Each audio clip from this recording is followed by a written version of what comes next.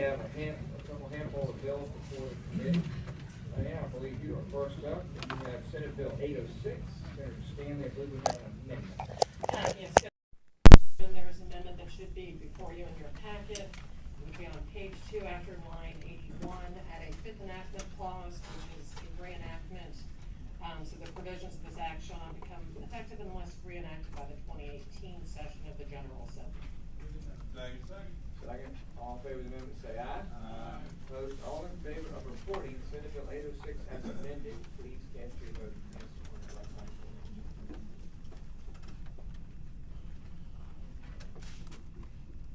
First time I've done this. There you go. E. So the amended bill reports 1421. And? Oh, Michael, next. Good afternoon, Mr. Chairman. Senate Bill 1253 from Senator Ovenchain is related to the Department of Elections. It requires them to enter into an agreement with DMV and DMV's vendors to get electronic photographs and provide an electronic copy of these to the registrars. And it requires the registrars to download them onto electronic poll books. And it states that if a person comes to vote but doesn't have a photo ID, that if it's in the electronic poll book, they don't need a photo ID. There's a delayed effective date, and therefore there's no impact incurred by anyone. Impact of about $100,000 in the out years. Okay. Mr. Yes, sir. Michael, and I hate to split on the train, Mr. Chairman. Mike, I think I just understood you say, so going forward, at some point in time, the poll books at the stations would actually have my picture, so there would no longer be a need for me to physically present my driver's license. I would simply assure the registrar's representative that I am who I say I am. How would I do it without having to, how's this gonna help, I guess, is what I'm really trying to say. Okay. I still gonna have to show the ID. Well, it would help if you lost your ID and but the DMV has your picture. Mr. Chairman, could you have some? That's my question. Yes, sir. That, Yeah, you're still required to have an ID, but if you don't, then they'll be able to do a comparison.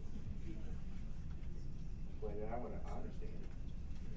You know, but you did, you still have to have some form of ID when you go to vote. I don't believe there's an exclusion that you don't have to present it, correct? No, the exclusion does say though if you do not have a photo ID, Right. but you still have to have some form of ID. You could have a power bill or a social security card or anything such as that, or your voter card, your voter registration card. If you were to present and did not have a photo ID, and they did not have your photo, let's say, in there for some reason, you could then do a provisional ballot.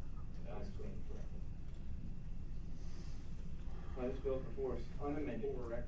I'm sorry, Mr. Chairman. Mr. Chairman, we report the motion, we have a second. All in favor say aye. Aye. Okay, I'm sorry. Been up since 2 o'clock, guys. My bride's sick, so I apologize. So, the bill reports 10-4. Thank you. Senate Bill 1412 has a House Appropriations Committee substitute.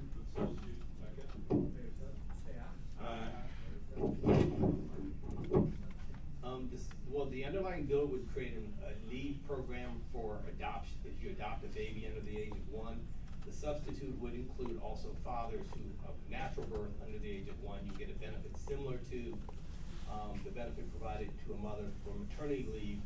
The substitute has a reenactment clause, which means it does not become effective unless it's passed next year, and it also has an enactment clause stating that JLR should look at this program as part of its total compensation study that it will be doing over the next year, as it's supposed to be looking at the total leave package as well as benefit package.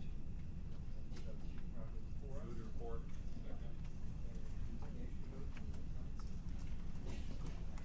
I have one more bill for the committee. I'll skip.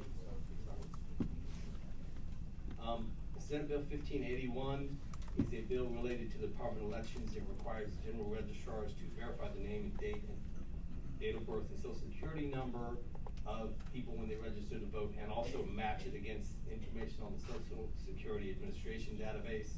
And it requires the registrars to cross-check with either the SSA database or a database provided by the Department of Elections annually.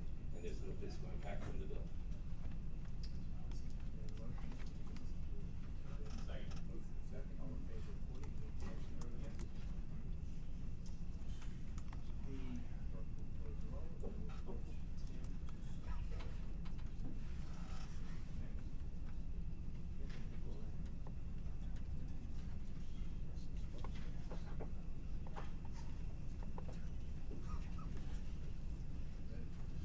Chairman, as a committee, I have Senate Bill 1578, short-term rental property bill.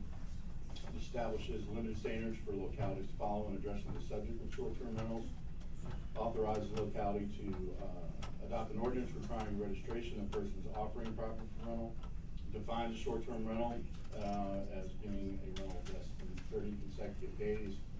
Authorizes localities to impose fees and penalties on persons who violate the registry ordinance or who offer short-term rentals that have multiple violations. Permits localities to prohibit a property owner from offering their property if they accumulate multiple violations. It does not supersede existing local authority to regulate short-term rental of property through general land use and zoning authority. And it also has some clarifications with regard to the ABC Act.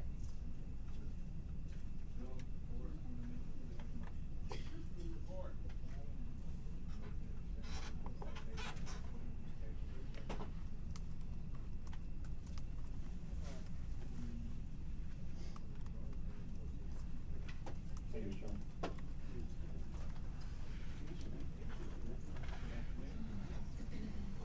Thank you, Mr. Chairman. I have Senate Bill 1063 from Senator Lee. Yes, there's a committee substitute. All in favor of substitute, please say aye. Aye. Opposed? Please. Okay, as you may recall, this is the bill having to do with the powers and membership of the State Board of Corrections. The committee substitute keeps the underlying bills, establishment of the minimum criteria for appointments to the Board of Corrections. The substitute authorizes the board to establish policies and procedures for the review of the death of any inmate. The board determines warrant reviews and authorizes the board to review the death of any inmate incarcerated in a local correctional facility at the time of the death. The substitute also authorizes the board to request the assistance of the Office of the State Inspector General when it warrants it necessary, and requires the board to request the assistance of the Inspector General if the scope of the investigation moves beyond the four walls of the correctional facility. Second. We have a motion and a second to report. Substitute, all in favor, please cast your vote.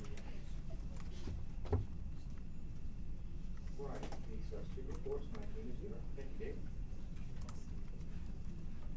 Michael. Good afternoon, Mr. Chairman. Bring us home, Marcia. Yes, sir.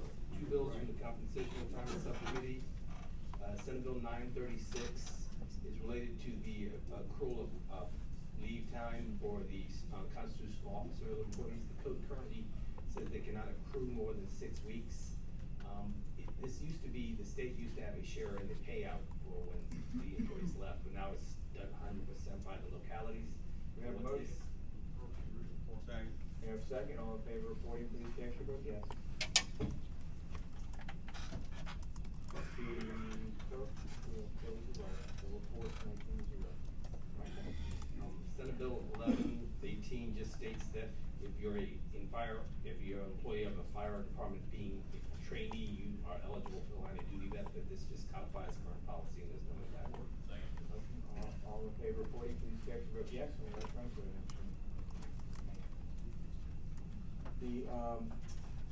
the report's 19-0. Senator Pitt, you have got it figured out. We've already passed your bill. You can go back downstairs. I'm much better in my absence. And you need to tell them that, you got it done without you being here at number 40 out of 40. Y'all did it to keep me from coming here. There you go. I appreciate it. Whatever it takes. Thank you all. Anything else to come before the committee? I believe that's